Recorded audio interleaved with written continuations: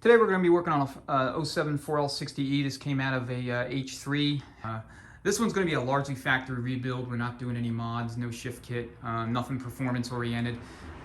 It's basically a daily driver, and we want to keep it factory. So if you're looking for a factory build, again, this is a really good representation of what one of these transmissions looks like, you know, as it came off the assembly line. So it came in slipping in third gear. Situation was that the transmission would slip, and then when driver let off the gas pedal, it would then shift. So when we took it apart, the fluid was just disgusting. It's never been changed. 3/4s were, you know, pretty toasty. They weren't completely burnt, but you know, they were clearly on their way out. Everything else looked good inside the trans, though. It did need a forward drum. Forward drum was leaking at the shaft where it's pressed into the drum, and you know, so it was leaking some fluid there into the case that normally would go to the 3/4 piston. So anyway, we're gonna basically build it all back up, all new parts, new frictions, steels. You got we're gonna do a Corvette servo. That's probably the only modification that I'm really doing. Well, actually that and a Sonex boost valve, which I do on all my transmissions, 4L60Es and/or 700 R4s, regardless if it's factory or if it's high performance. And then we'll install all new electronics, new harness, new solenoids, etc., new pump internals. But apart from that, it is going to be factory. The sun shell is also new. It's a hardened heat-treated version, which again, I install new heat-treated sun shells on every 4L60E 700 R4 that I go back with. So let's go ahead and get started. I like to typically work with the gear train first, starting with putting all the bushings in and then putting the gear train into the case, if nothing else, to free up space on the bench. And then I work my way through the drums, the pump, and then valve body, spacer plate, etc. And then finish out with the filter, pan, and extension housing. All right, so we got all the gear train parts to take bushings. The 4L60E doesn't really take a lot of bushings, and frankly, the bushings in the gear train are not nearly as critical in this transmission or the 700 R4s as they are in many others, say like the 4L80Es, for example. But I always replace them all anyway, just to be thorough. So first bushing is going to be the rear input intermediate shaft bushing. So you're just gonna bring it all the way down until it seats, until it won't, you know, until the press more or less stops.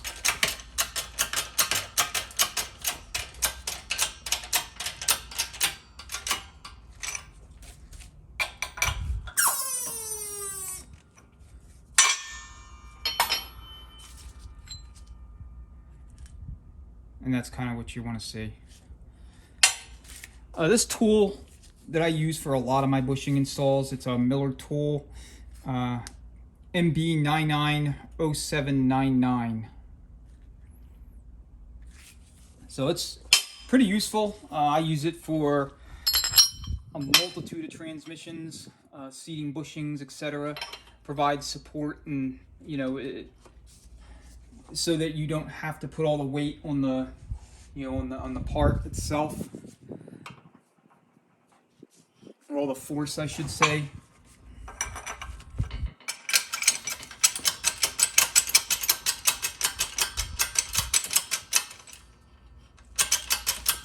This one I got off eBay.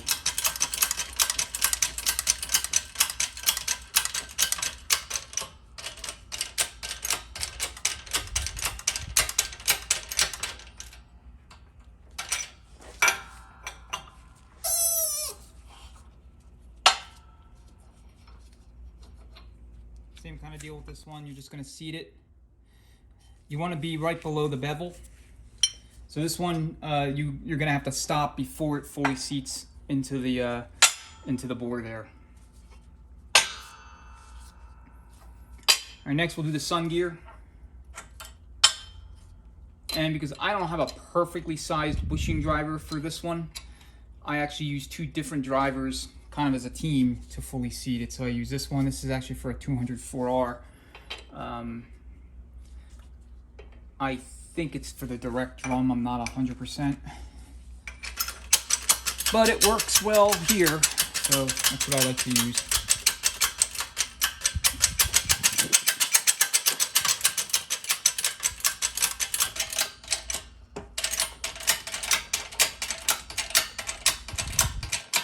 I'll seat it all the way down until it stops, and then I'll switch over to the other driver that will finish it off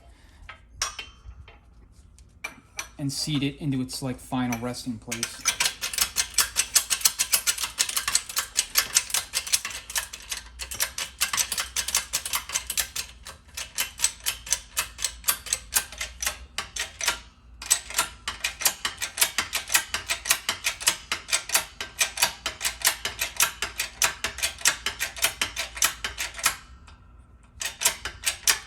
And this one you're going to seat all the way down until it comes to a stop.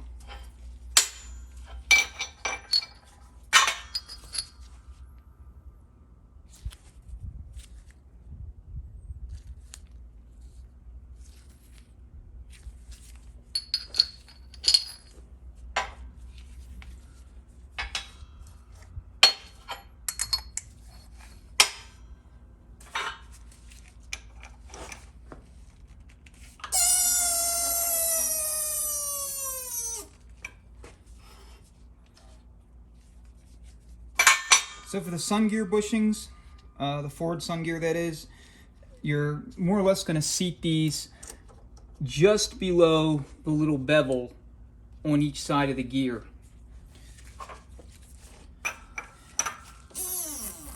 They may be a little deeper from the factory, but I actually like to seat them so that they literally just go right on the inside and no further.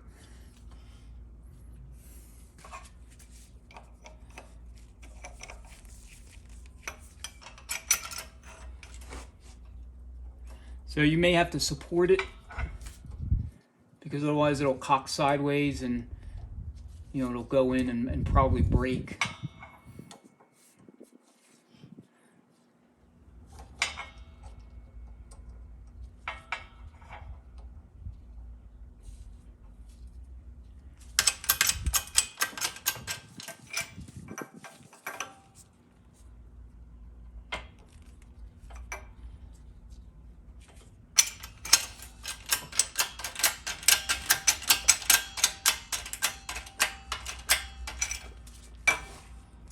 So once it's below the surface, just pull it out and check it.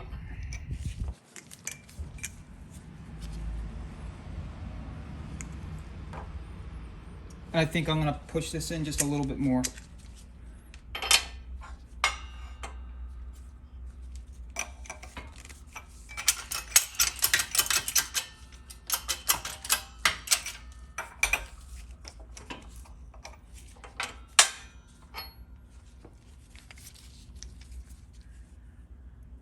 Yeah, that's perfect.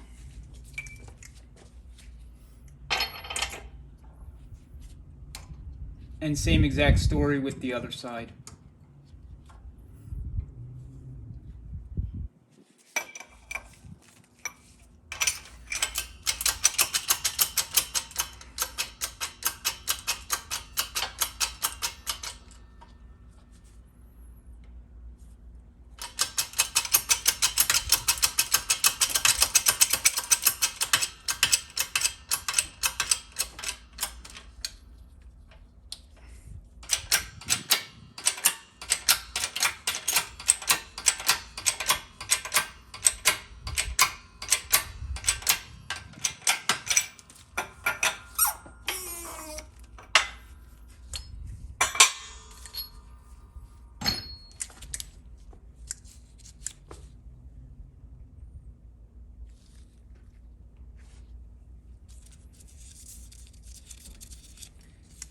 Just scrape away any residual bushing material that might have got splintered off, and then other than that, these are done.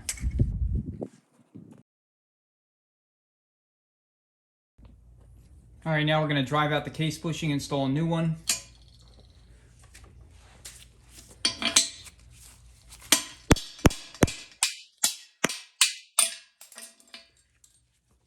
of effort to get rid of it.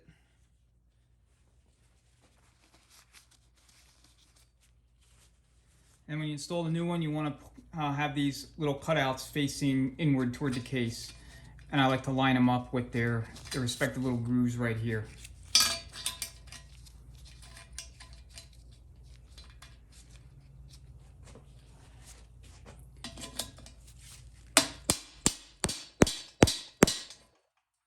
So you want to seat it so that it comes right up to this beveled edge on the inside of the case. So right there.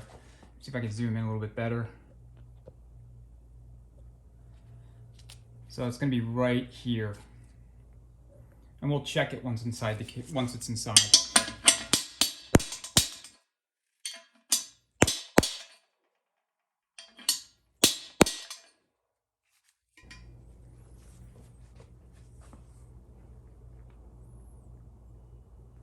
All right, looks like it appears to be installed, more or less how we want it. You do a quick check.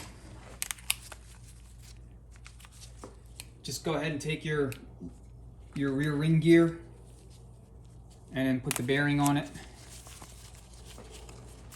and drop it into place. And you want to see it spin around like so.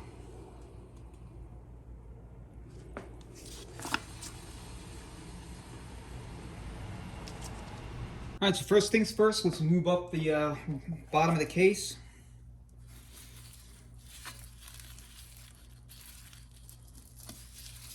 I want to put plenty of assembly lube in here. All the sealing surfaces, you do not want to cut one of these lip seals going in. Lube up the bushings well.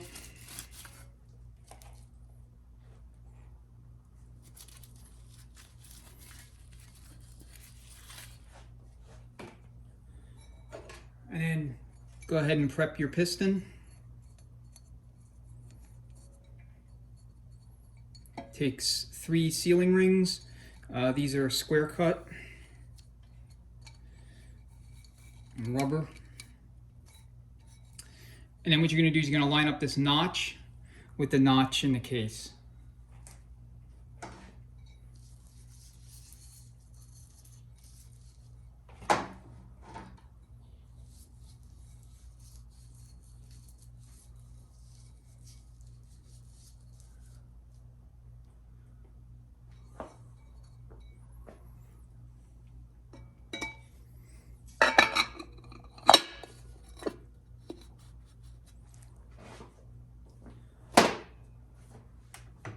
To seat it, I just use the output shaft. Or you could use any kind of tool, as long as it doesn't damage the piston.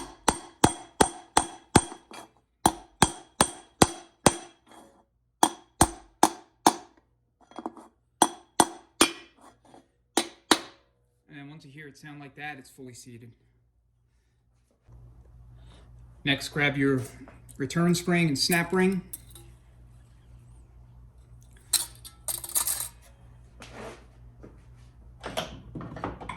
And you're going to need a compressor tool to compress down that snap ring so that you can, or compress down that spring so that you can get the snap ring in.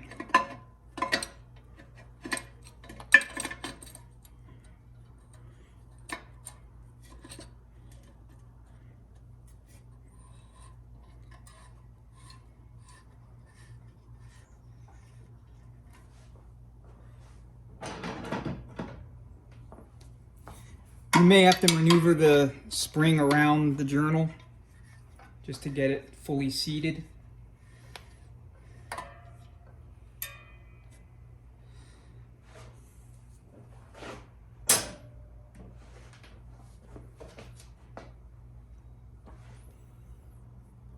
And then just go in with it. You may or may not be able to see me do this, but I'll zoom in once it's all done and it's in place.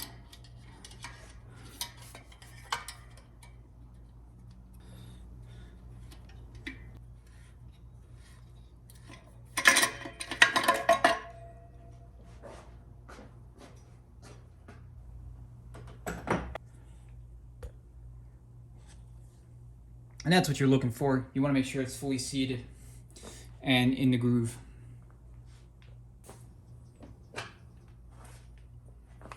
All right, from there you can grab your ring gear, the bearing, make sure the bearing is in place.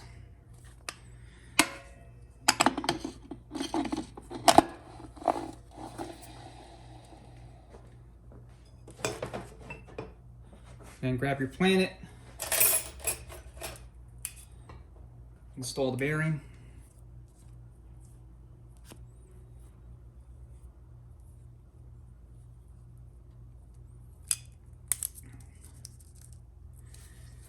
Now with these planets, I'll soak them in fresh transmission fluid just to make sure that they're, fully lubricated before startup.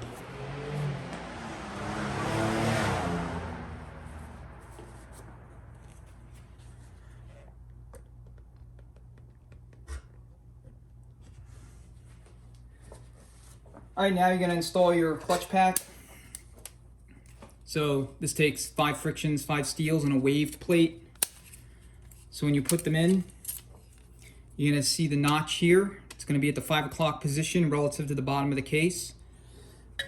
I'm going to put it right here. And that applies to pretty much all the steels. They all have the same notch. So you go through steel, friction, until you're all out of them.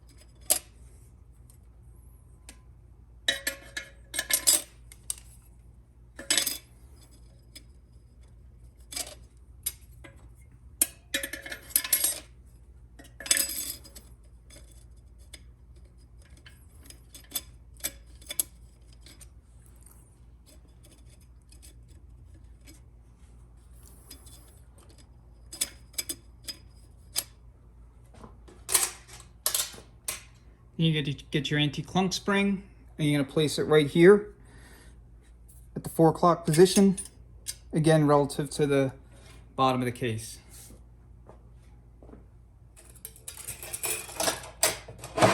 Next, grab your center support,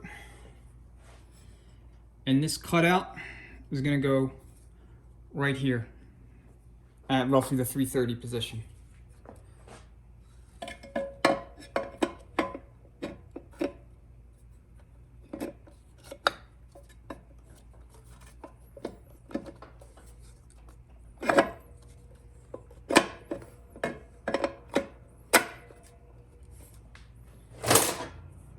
And then use your output shaft to seat it in place.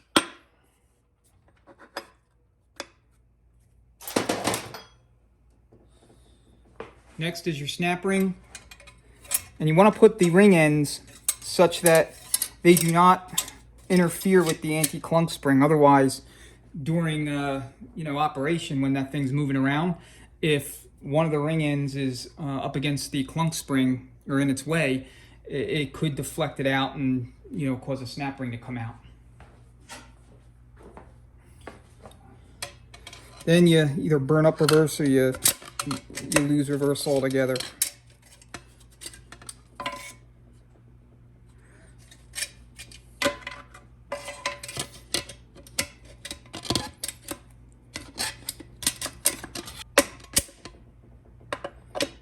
All right, so that's how it should look.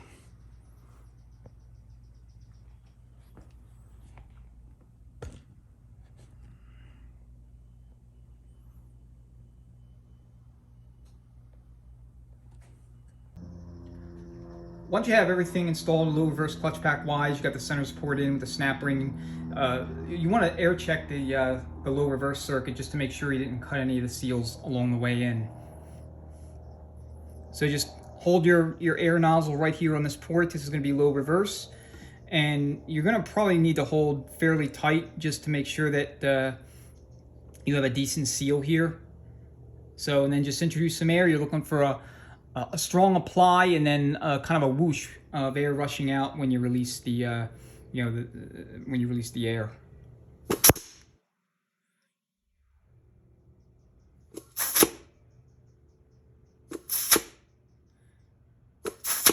All right, this sounds pretty good. If you hear any hissing, any kind of, or a lack of apply, that tells you that the seals got cut on the way in. At least one of them did, and then you'll have to kind of, redo it, put new seals on, and put it back together. But other than that, it's usually a pretty straightforward, deal with the low reverse. Next is the little 4-tab washer.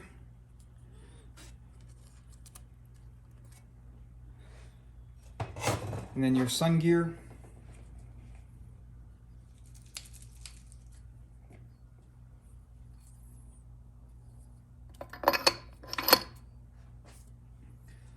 Followed up by the sun shell.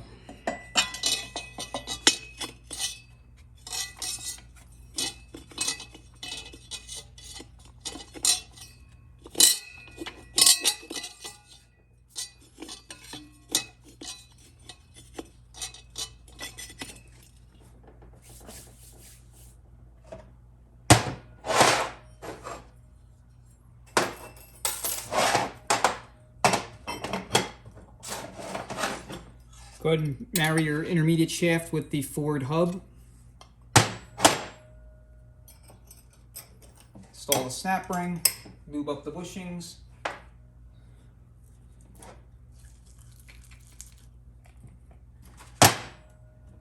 And then reattach the bearing.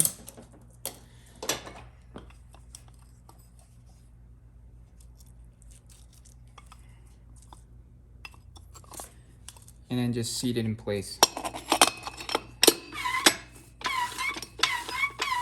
So when you seat it, it should spin clockwise freely and then lock counterclockwise.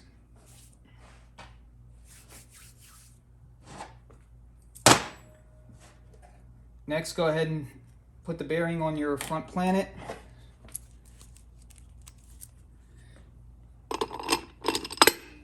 Put it in position. Okay, the final piece of the puzzle here is the output shaft, so you got to go in from behind it. Now normally I turn the transmission horizontally to do this, but I'm going to see if I could do it vertically, more or less one-handed.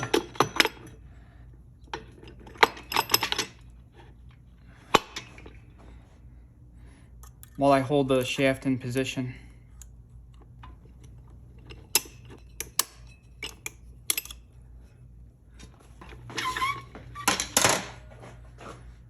All right, so the gear train's fully in. Now we're going to go ahead and move to the rest of the sub-assemblies, drums, pump, etc.